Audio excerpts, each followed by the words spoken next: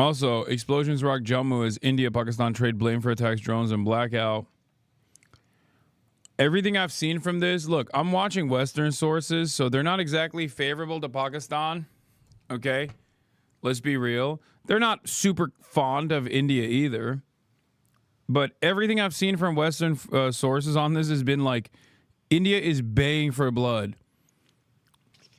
They're making it seem like India is, like, I don't know if this is an accurate assessment of the situation or not, but it unironically feels like India is looking for way more out of this. I don't know. I'm becoming more and more conspiratorial on the issue.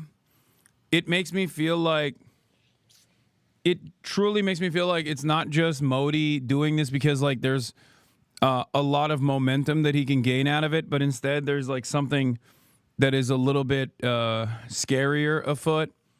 And what I mean by that is, if I'm going to put my conspiratorial hat on, this is their like 9/11 moment, except they've literally had a 9/11 before that was way more severe than this one, and yet they've chosen this as the 9/11 moment, and they're trying to do to Pakistan what America did to the Middle East, but you can't because they're somewhat evenly matched. So it makes me feel like they're using 26/11 is the